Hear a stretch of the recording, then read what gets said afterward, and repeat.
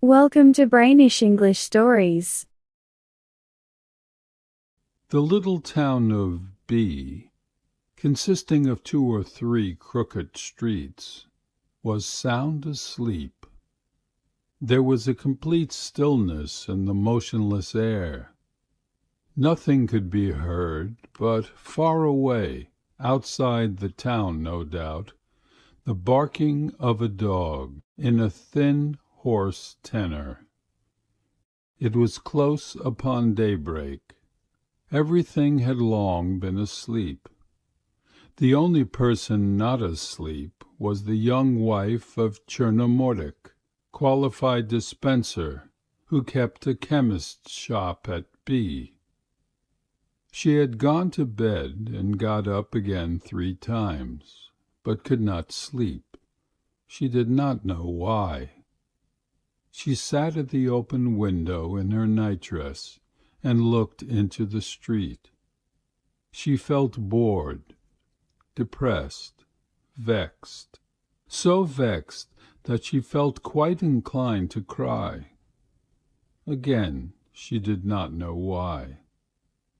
There had seemed to be a lump in her chest that kept rising into her throat.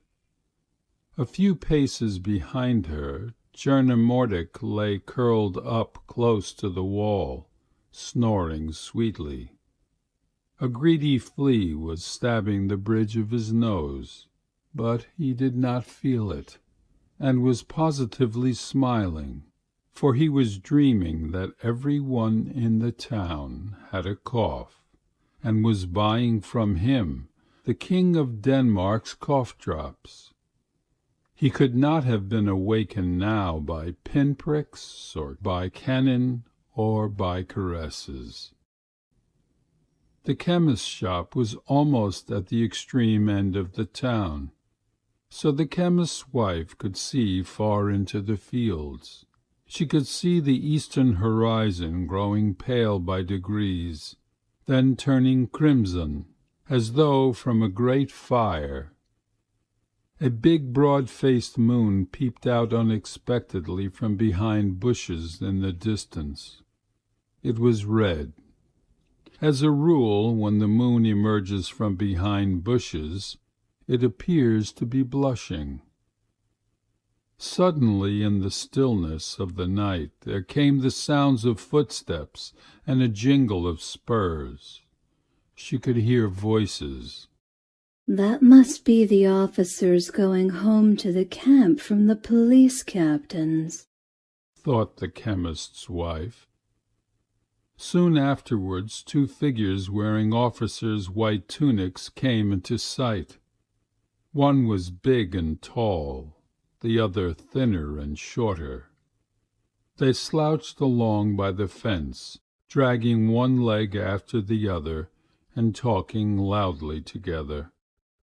As they passed the chemist's shop, they walked more slowly than ever and glanced up at the windows. "It smells like a chemist," said the thin one. "And so it is. I remember. I came here last week to buy some castor oil. There's a chemist here with a sour face and the jawbone of such a jawbone, my dear fellow." "Yes," said the big one in a bass voice. "The pharmacist is asleep, and his wife is asleep too. She is a pretty woman, Obtyosov." "I saw her. I liked her very much.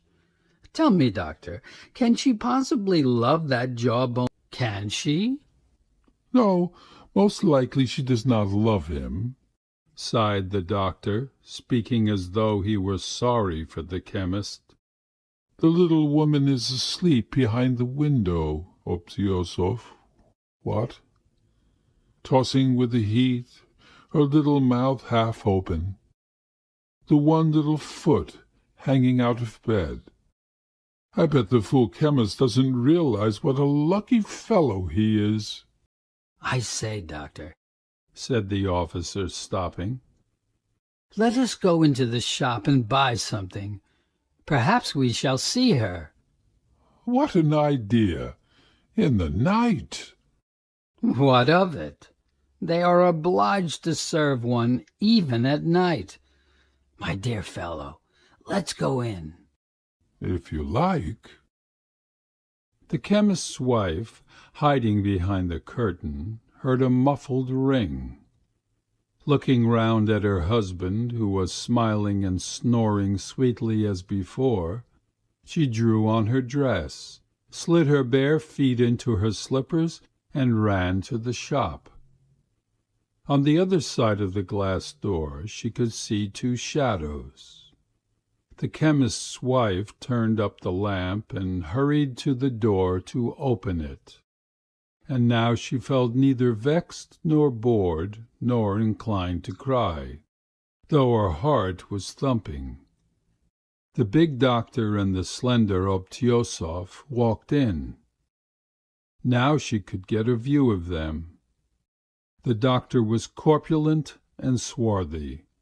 He wore a beard and was slow in his movements.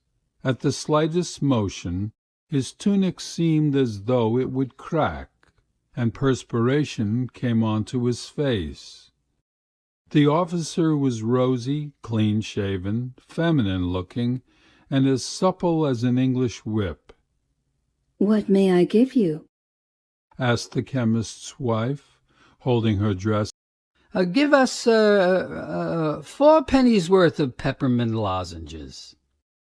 Without haste the chemist's wife took down a jar from a shelf and began weighing out lozenges. The customers stared fixedly at her back. "It's the first time I've seen a lady serving in a chemist's shop," "There's nothing out of the way in it," replied the chemist's wife, looking out of the corner of her eye at the rosy-cheeked officer. "My husband has no assistant, and I always help him." "To be sure. You have a charming little shop. What a number of different jars. And you are not afraid of moving about among the poisons. Ugh." The chemist's wife sealed up the parcel and handed it to the doctor. Obtyosov gave her the money. Half a minute of silence followed. The men exchanged glances, took a step towards the door, then looked at one another again. "Will you give me 2 pennies worth of soda?" said the doctor. Again the chemist's wife slowly and languidly raised her hand to the shelf. Haven't you in the shop anything such as, muttered Obtyosov, moving his fingers. Something so, say, allegorical, revivifying. Seltzer water, for instance. Have you any seltzer water?" "Yes," answered the chemist's wife. "Bravo! You're a fairy, not a woman. Give us 3 bottles. The chemist's wife hurriedly sealed up the soda and vanished through the door into the darkness. A minute later the chemist's wife came back and set 5 bottles on the counter.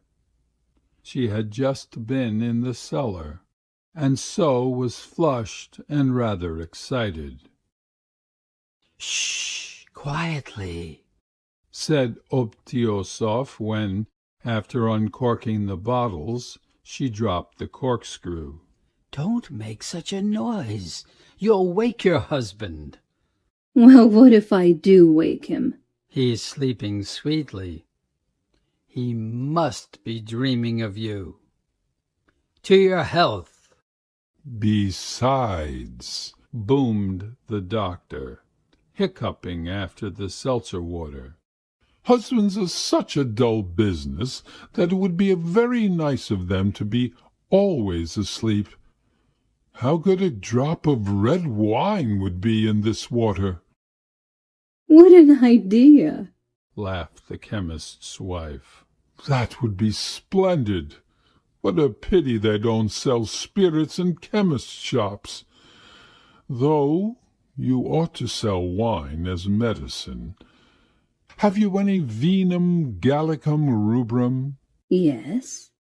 Well then, give us some. Bring it here. How much do you want? The doctor and Obtyosov sat down to the counter, took off their caps, and began drinking the wine. Oh, the wine, one must admit, is wretched stuff. Vinum nastissimum. Though in the presence of, it tastes like nectar. You are enchanting, madam. In imagination, I kiss your hand. I would give a great deal to do so, not in the imagination, said Obtyosov. On my honor, I'd give my life. That's enough, said Madame Chernomordic, flushing and assuming a serious expression. What a flirt you are, though! The doctor laughed softly, looking slyly at her from under his brows. Your eyes seem to be firing sharp. Piff, piff! I congratulate you. You've conquered. We are vanquished. The chemist's wife looked at their ruddy faces, listened to their chatter, and soon she, too, grew quite lively. Oh, she felt so gay! She entered into the conversation. She laughed, flirted, and even, after repeated requests from the customers, drank 2 ounces of wine. You officers ought to come in oftener from the camp, she said. It's awful how dreary it is here. I'm simply dying of it. It's time for us to be off, though. Delighted to have made your acquaintance. Very. How much do we owe you? The chemist's wife raised her eyes to the ceiling, and her lips moved for some time. 12 rubles, 48 kopecks, she said. Obtyosov took out of his pocket a fat pocketbook, and after fumbling for some time among the notes, paid. Your husband's sleeping sweetly. He must be dreaming, he muttered, pressing her hand in parting. I don't like to hear silly remarks. What silly remarks? On the contrary, it's not silly at all. Even Shakespeare said, "Happy is he who in his youth is young." Let go of my hand. At last, after much talk and after kissing the lady's hand at parting, the customers went out of the shop irresolutely, as though they were wondering whether they had not forgotten something. She ran quickly into the bedroom and sat down in the same place. She saw the doctor and the officer, on coming out of the shop, walk lazily away a distance of 20 paces. Then they stopped and began whispering together. What about it? Her heart throbbed. There was a pulsing in her temples, and why she did not know. Her heart beat violently, as though those 2 whispering outside were deciding her fate. 5 minutes later the doctor parted from Obtyosov and walked on, while Obtyosov came back. He walked past the shop once and a second time. He would stop near the door and then take a few steps again.